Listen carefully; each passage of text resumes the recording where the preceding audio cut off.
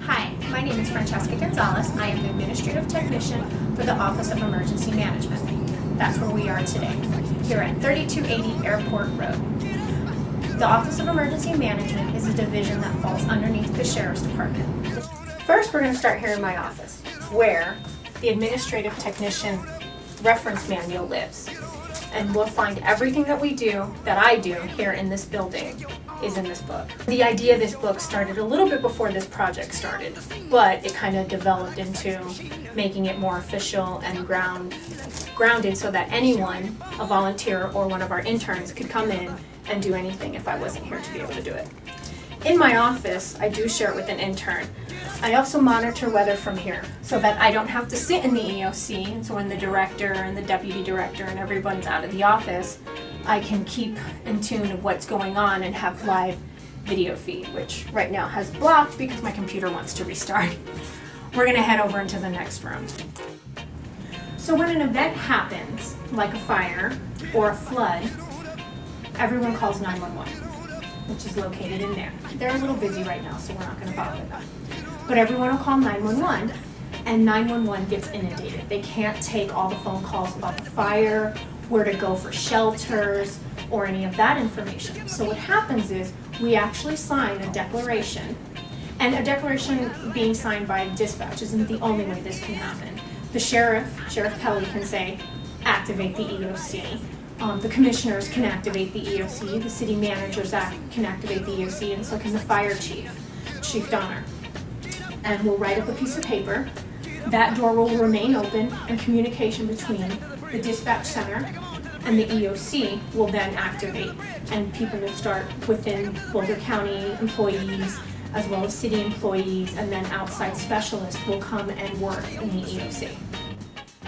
Also, once we activate the EOC, and since dispatch is inundated, we have our own call center. And what happens with the call center is that number will go out, and people can start calling the call center, finding out where the shelters are, finding out a number to contact their family or leave a number to contact their family, what kind of assistance is going to be out there, when people can be let back into their homes, all those kind of questions, alternative routes because people are trying to get home, what fire boundaries, what road closures they have. Those questions can be answered in this room, and there's a whole process, once again, for setting up this room, turning on these phones, the monitors. As you can see, we have maps in here already so that they can articulate and give that information to the public as well. Also, this manual will help you activate the room in the event of an EOC activation. It tells you which computers to bring up in which order throughout the entire room, and also what programs to display on the monitors. So this one is our GR3. This is how we track rain and atmospheric pressure that's coming in with a storm. We also have lightning software. We have our web EOC, which tracks all our events, and this is how we communicate with other people within the county. County and city employees can find out what's happening within the county, and also our outside entities who are specialists like fire chiefs and EMTs and hydrologists. And then this is an additional weather tracking wildfire software that we also put up in the EOC. From this point, once you bring up all the computers, you go to the smart board panel, and you bring up the rest in the room, and they are done color coordinated by certain monitors. Here is the control panel. Here are all the channels, and then in the event of a flood event, the EO displays for potential flood events, color coordination goes here. And that's actually what we have up in the room right now. So the smart board has the lightning software, and you bring it up and you press the little prompt on this particular one to bring up the smart board. There's an east side and a west side, and you put up certain things on each one of the TV monitors, and the same for the projections. And then we also have two prompters, and the little prompt button is on that. Also, as you saw in my office earlier, I was projecting the radar for weather for the rain potential that could happen.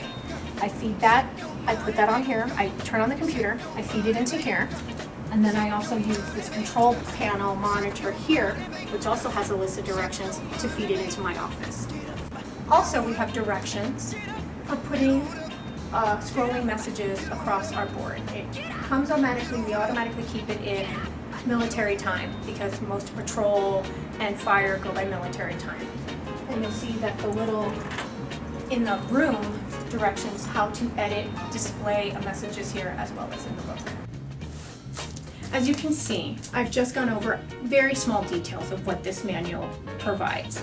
It also explains office procedures for buying office supplies for the department as well as the EOC.